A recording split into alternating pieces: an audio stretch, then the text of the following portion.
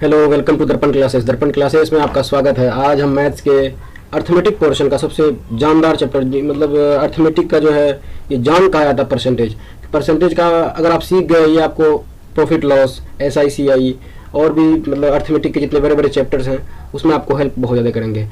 तो इसमें हम आज जानेंगे कि इसमें सबसे पहले परसेंटेज में आपको ये जानना ज़रूरी है जो आपको बहुत कम समय में आपका कैलकुलेशन करके देगा, परसेंटेज का फ्रैक्शन वैल्यू। अगर परसेंटेज का फ्रैक्शन वैल्यू आपको आता है तो आप बहुत इजीली किसी परसेंटेज वाले क्वेश्चन को डील कर सकते हैं।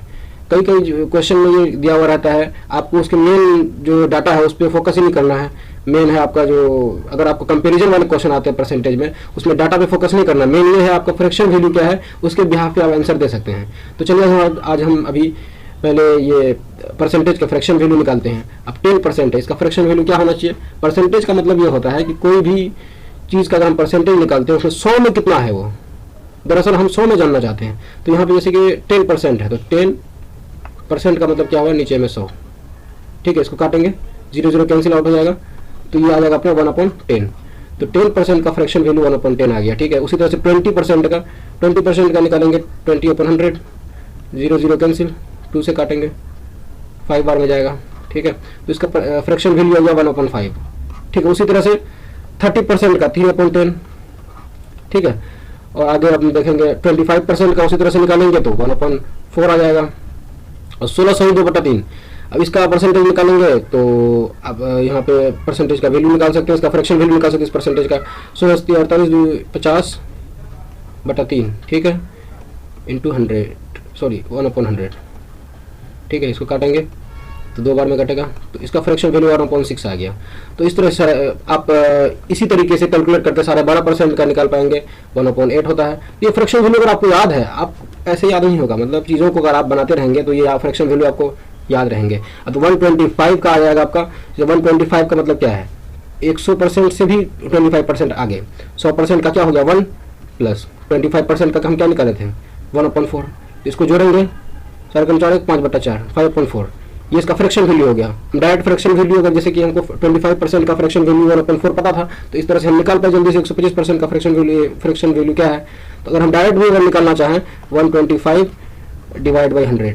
ठीक है, काटेंगे, 5 बार में जाएगा 25 से, और ये 4 बार में जाएगा, तो 5/4 यहाँ भी आ गया। इस तरह से हम यहाँ पे फ्रैक्शन वैल्यू निकाल पाए।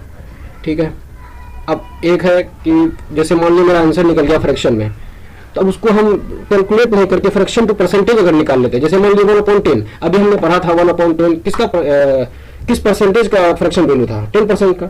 तो यहाँ पे निकालते कैसे हैं, दरअसल जैसे 1/10 है, तो ये मतलब ये हो गया कि 10 जो है 10 में से एक, ये 10 में से ये एक है, ऊपर वाला जो डिनोमिनेटर है, नीचे डिनोमिनेटर जो होता है ये ओवरऑल है, ये टोटल है। टोटल में से एक जो है कितना परसेंट है, कितना परसेंट है उसके लिए हमको 100 से गुणा करना पड़ता है। 100 से गुणा करेंगे तो 0 0 कैंसिल आउट हो जाएगा, तो 10% हो जाएगा। ठीक है, तो इसका 1/10 का वैल्यू 10%। उसी तरह से 1/5 का निकालेंगे तो 20% निकल जाएगा। ठीक है, उसी तरह से 3/5 का निकालेंगे। अब देखिए यहाँ पे आप देखिए फ्रैक्शन वैल्यू से कैसे निकालते हैं। एक चीज़ और आपको बताना चाहेंगे, 3/5 को आप क्या लिख सकते हैं, 3 × 1/5 लिख सकते हैं। ठीक है, 3 × 1/5 लिख सकते हैं। तो 1/5 का फ्रैक्शन वैल्यू आप क्या निकाले यहाँ पे 20, तो 20% अब निकाले, सॉरी परसेंटेज वैल्यू 1/5 का 20 निकाले 20%, तो यहाँ पर 1/5 का 20% हो जाएगा, और 3 है तो 20 × 3 = 60% अपना वैल्यू आ जाएगा इसका 3/5 का। उसी तरह से 5/4 का निकालेंगे। 5/4 को क्या लिख सकते हैं, 5 × 1/4, तो 1/4 का होता है 25% × 5, 125, 125 आ जाएगा, 125% इसका आंसर आ जाएगा। ठीक है, ये परसेंटेज वैल्यू हो गया। उसी तरह से 7/6 का अगर हम परसेंटेज वैल्यू निकालेंगे तो 7/6 × 100, ऑब्वियसली परसेंटेज वैल्यू निकालने के लिए 100 से मल्टीप्लाई करने 2 बार में जाएगा, 2 × 6 50। ठीक है, शायद 350/3 आ गया, ये परसेंट वैल्यू हो गया 7/6 का। ठीक है, इसी तरह से हम सवालों पे आते हैं। अब उस फ्रैक्शन वैल्यू और परसेंटेज वैल्यू जो हमने देखा उसका अब हम इस्तेमाल करते हैं इस क्वेश्चंस में। क्वेश्चन कैसे डील करेंगे वो हम देखेंगे। ठीक है, क्वेश्चन ये है, P is 5 times more than Q, then how many percent Q is less than P। कह रहा है कि P Q से 5 गुना बड़ा है, Q से P बड़ा है 5 गुना। तो कहने मतलब हम Q अगर 1 मान रहे हैं तो P उसका 5 गुना है। ठीक है, तो अब ये पूछ रहा है, क्वेश्चन में ये पूछ रहा है कि क्यू पी से कितना छोटा है, कितना छोटा है, यहाँ देख पा रहे होंगे 4 छोटा है, ठीक है 4 छोटा है। तो अब यहाँ पे कंपेरिजन किसका पूछ रहा है, पी का, तो ऑब्वियसली ओपन में क्या आएगा 5, मतलब पी आएगा। पी से कितना छोटा है तो पी आएगा ओपन में, और कितना छोटा है 4, तो 4/5। ये फ्रैक्शन वैल्यू हो गया, इसका परसेंटेज वैल्यू हम ऑब्वियसली जब बता पाएंगे। 1/5 का क्या होता है, 4/5 को हम क्या लिख सकते हैं 4 × 1/5। तो 1/5 का हमने देखा था अभी क्या फ्रैक्शन वैल्यू आया था 20%, 20% × 4, तो कितना हो जाएगा इसका आंसर 80%, मतलब क्यू पी से 80% कम है, तो इसका आंसर ए हो गया, ए इज द राइट आंसर। अब नेक्स्ट क्वेश्चन में ये कह रहा है the income of Ram is 6 time more than Sita. एक साइड राम है, एक साइड सीता है, ठीक है। If Sita's income is 3600 then what is the percent of Sita's income is less than Ram. ये कह रहा है कि अगर राम का इनकम सीता के इनकम से 6 गुना बड़ा है, तो कहने का सेंस ये होगा अगर हम सीता का इनकम 1 लेते हैं तो राम का इनकम 6 है, ठीक है। तो अब ये कह रहा है कि आगे ये कह रहा है कि अगर सीता का इनकम 3600 है then what is the percent of Sita's income less than Ram. तो राम से सीता कितना कम है। अब इस क्वेश्चन में देखिए आपका डेटा दिया हुआ 3600 जो कि सीता का इनकम है, इसकी कोई जरूरत नहीं है क्योंकि यहाँ पे कंपेरिजन पूछा है। तो इसमें जो 3600 सीता का इनकम है उसकी कोई जरूरत नहीं, डायरेक्ट हम सवाल कंपेरिजन करके इसका आंसर निकाल सकते हैं। तो राम से सीता कितना कम है, यहाँ पे देख पा रहे होंगे 5 कम है। तो कंपेरिजन हम राम से कर रहे हैं तो राम जिससे कंपेरिजन करते हैं वो नीचे रहता है, ठीक है। ओवरऑल इंटू 100 इसका परसेंटेज वैल्यू निकालेंगे, 5.6 का परसेंटेज वैल्यू निकालेंगे इंटू 100 करके, इस तरह से भी निकालेंगे। तो यहाँ पे काटेंगे 2 बार में कटेगा 50 50, तो 250/3 आएगा, ठीक है ये परसेंटेज। और इसको अगर हम पॉइंट में निकालेंगे, सॉरी सही भिन्न में निकालेंगे तो इसका आ जाएगा 83 सही 1/3 परसेंटेज, ठीक है। अब यहाँ पे से हम ये भी आंसर कर सकते थे 5/6 का क्या होता है, क्या लिख सकते हैं हम 5 × 1/6 लिख सकते थे।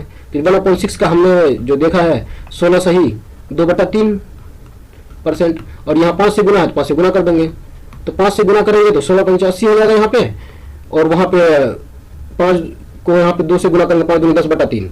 लेकिन 10/3 ये सही भिन्न का एक रूल है कि ये न्यूमरेटर है वो डिनोमिनेटर से हमेशा छोटा होता है, यहाँ पे बड़ा है तो 3 से इसको और एक बार मतलब भाग देंगे, और कितना बार में जाएगा 3 बार में जाएगा। जब ये 3 बार में जाएगा तो बचेगा कितना 1, तो ये जो 3 बार में गया वो इधर ऐड हो जाएगा, तो इसका आंसर हो जाएगा आपका 83 सही 1/3 परसेंटेज। ये वैल्यू आ गया अपना, मतलब ये आपका answer C is the right answer. Next question में हम देखते हैं the price of an article is reduced by 25% but the daily sale of article is increased by 30%, then net effect on the daily sale is। ये कह रहा है कि किसी आर्टिकल का जो प्राइस है वो 25% रिड्यूस हो गया है और उसका डेली सेल जो है वो बढ़ गया है, तो उसका नेट इफेक्ट क्या पड़ा। एक साइड हम लिख देंगे प्राइस, दूसरे साइड उसका सेल, ठीक है। प्राइस 25% बढ़ा है, सॉरी घटा है, तो 25% का फ्रैक्शन वैल्यू क्या हो गया 1/4। तो कहने का सेंस ये हो गया अगर पहले प्राइस 4 था तो अब वो 1/4 घटा, मतलब 4 था तो ये 4 था तो अब 1 घट गया, मतलब अब 3 हो गया है, ठीक है। और अगला स्टेटमेंट ये है कि the sale of article is increased by 30%। अब सेलिंग क्या है 30% बढ़ गया है, तो 30% का मतलब हुआ इसका फ्रैक्शन वैल्यू 3/10। मतलब ये पहले अगर 10 सेल कर रहा था अब 3 ज्यादा सेल करेगा, यहाँ से 3 ज्यादा सेल करेगा, ठीक है। तो यहाँ पे कहने का मतलब ये हुआ अगर तो पहले 10 सेल कर रहा था तो अब 3 ज्यादा मतलब 13 सेल करेगा, ठीक है। अब नेट इफेक्ट निकालेंगे, देखिए 4 यूनिट प्राइस था पहले और 10 सेल कर रहा था, तो इसका वैल्यू कितना हो गया, गुना करेंगे तो 40, ठीक है। और अब जो है प्राइस जो है आर्टिकल का 3 यूनिट है और सेल 13 यूनिट कर रहा है, तो कितना होगा 13 39 39। तो नेट इफेक्ट क्या आया इसमें, 40 से 1 कितना कम हो गया, 1 कम हो गया, ठीक है। 1 कम हो गया किससे 40 से, तो परसेंटेज वैल्यू किस पे निकालेंगे 40 पे, तो 1/40 1/40 अगर परसेंटेज निकालेंगे तो इंटू 100 करना पड़ेगा, 0 0 कैंसिल, 2 से 5 बार में जाएगा, 2 दूनी 4, तो 5/2 क्या हुआ रिड्यूस हुआ 5/2%। 5/2 को हम क्या लिख सकते हैं, यहाँ पे काटेंगे तो सही भिन्न में लिखेंगे 2 सही 1/2%, ये डिक्रीज हुआ, ठीक है। क्योंकि यहाँ पे देखिए 40 से 39 हुआ था, ये डिक्रीज हुआ था ना, इसमें 2.5% डिक्रीज होगा, B is the right answer. Next question में हम जाते हैं, ये है पॉपुलेशन ऑफ टाउन। इस क्वेश्चन में भी देखिए the population of town is 1,89,000, 4/9 of them are male and rest are female, 50% male are married. तो ये डेटा दिया हुआ है, तो उसके बिहाफ पे हमको क्या निकालना है, find the percentage of married population, married population का परसेंट निकालना है, और find the percent of married female, female का परसेंटेज निकालना जो कि मैरिड है।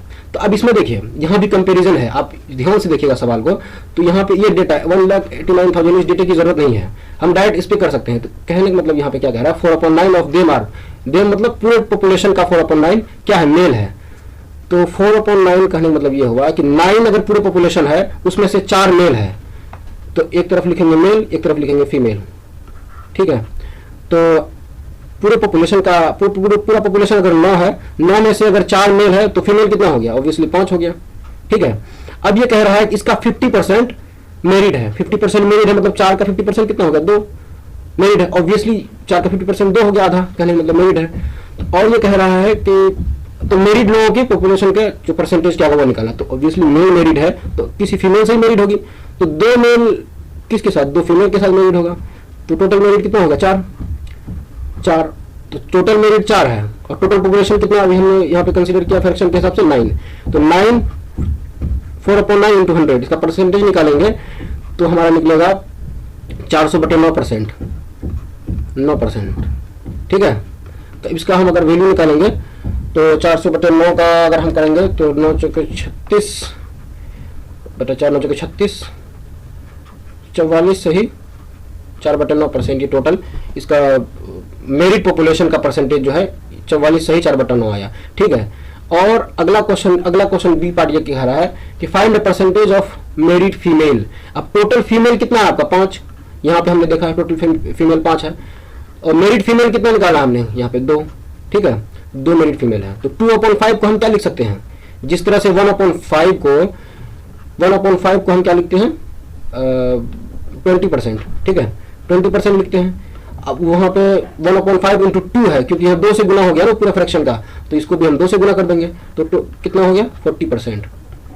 तो यहाँ पे फीमेल का जो है, मेरिट फीमेल का जो परसेंटेज है वो 40% है, और टोटल मेरिट परसेंटेज जो है 44 सही 4/9% है। तो इस तरह से आप देख पा रहे होंगे इस क्वेश्चन में 1,89,000 ये हमारा पॉपुलेशन दिया हुआ था, इसको हमारे सवाल में इस्तेमाल करने की जरूरत नहीं, हालांकि इसका इस्तेमाल करके भी हम आंसर निकाल सकते थे, लेकिन हम उसमें ये टाइम, क्योंकि कॉम्पिटिटिव एग्जाम में टाइम बचाना होता है, तो इसका इस्तेमाल हम नहीं करके फ्रैक्शन वैल्यू के इस्तेमाल से हमने आसानी से आंसर निकाल पाया, ठीक है। तो आप अगले वीडियो में हम आपको और परसेंटेज के और सभी क्वेश्चन को डील करेंगे और देखेंगे कि फ्रैक्शन को कैसे इंप्लीमेंट करते हैं, फ्रैक्शन को परसेंटेज वाले क्वेश्चन में कैसे अच्छे से और भी बताएंगे और नए नए कंटेंट लाएंगे। Thanks for watching.